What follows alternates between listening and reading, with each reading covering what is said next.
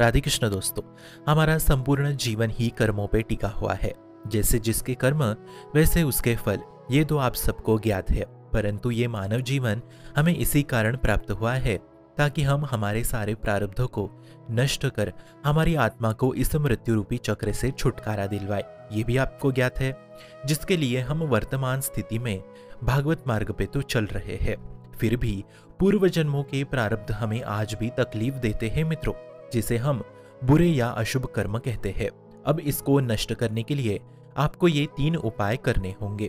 तो सबसे पहला है त्याग देहाभिमान का, अर्थात इस देह पे अभिमान करना, उनकी चेष्टाओं पे अभिमान करना, ये बहुत हानिकारक है। भगवत मार्ग में सबसे ज्यादा खतरा है अभिमान से, अहंकार से, घमंड से। जैसे काम, वासना, क्रोध, लोभ आदि से तो आश्रय नहीं छोड़ता मित्रों, क्योंकि ये वासनाएं हैं, क्योंकि इससे जलन पैदा होती है जो भोगने के बाद मिट जाती है। परंतु इससे प्रभु का आश्रय नहीं छूटता, परंतु अभिमान से प्रभु का आश्रय छूटता है। यहाँ पे बल देने योग्य बात है। यहाँ पे मैं ही श्रेष्ठ हूं ऐसी भावना होती है, इसलिए अभिमान होने के कारण आश्रय छूट जाता है। और जहां आश्रय छूट गया वहां से बुरे कर्म और ज्यादा बढ़ने लगते हैं। इसी से सारे अपराध बनते जाते हैं। जितने भी अपराध है वो केवल और केवल देहाभिमान से ही बनते हैं। इसलिए भगवान के वचनों का चिंतन करें। यंत्रारूढ़ान मम माया, भगवान कह रहे हैं अहंकार के कारण ही सबसे ज्यादा शुभ अशुभ कर्म बनते हैं, जिसे भोगना पड़ रहा है।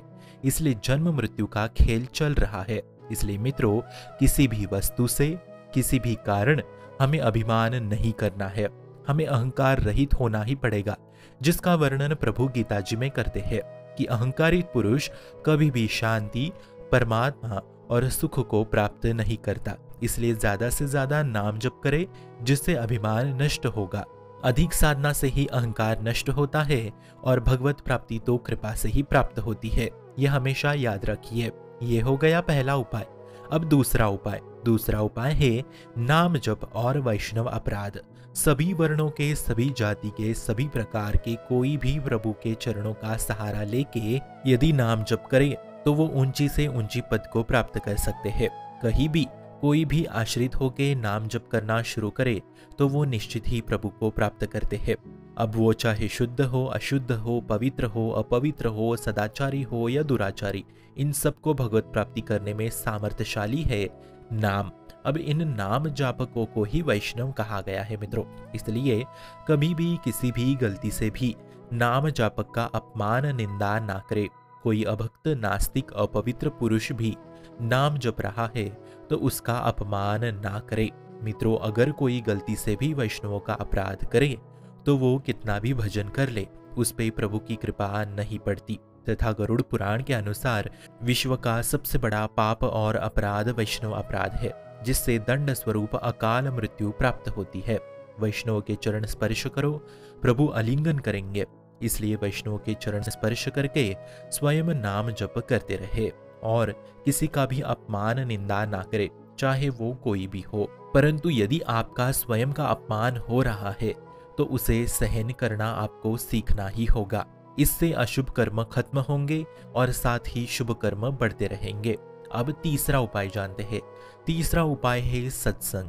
भगवत कृपा पात्र गुरुदेव संत वैष्णव का संग ना हो तो मोह जाल छुड़ाना मुश्किल है मित्रों। बड़ा दलदल है ये मोह, ये कृपा से ही खत्म होता है। इसलिए सबसे बड़ा जादू है किसी के मन का परिवर्तन करना, जो हमारे संत सत्संग के द्वारा कर रहे हैं। संसार रूपी मन को भगवत मार्ग में लगाना बड़ा कठिन कार्य है, ये आप सबको तो ज्ञात है। और ये कार्य सत्संग से ही सफल होता है, क्योंकि यदि मन संसार में है तो अशुभ कर्म बढ़ेंगे ही बढ़ेंगे। इसको मिटाने के लिए हमें भगवत मार्ग में आना ही होगा, जिसके लिए मन को राजी करने के लिए हमें सत्संग सुनना ही पड़ेगा। चाहे जितने भी माया में फंसे रहो, परंतु सत्संग सुनते रहो तो समझ लो माया जल्द ही परास्त होने वाली है। इसलिए डरना नहीं, घबराना नहीं। यात्रा लंबी है। अहंकार को त्याग करके, निरंतर राधा नाम जप करके, वैष्णव का आदर सम्मान करके और सत्संग निरंतर सुनते रहे, फिर इसी से आपके अशुभ और बुरे कर्म नष्ट होने ही होने हैं। निश्चित निश्चित निश्चित लिख के ले लो, शुभम भवतु कल्याणमोस्तु।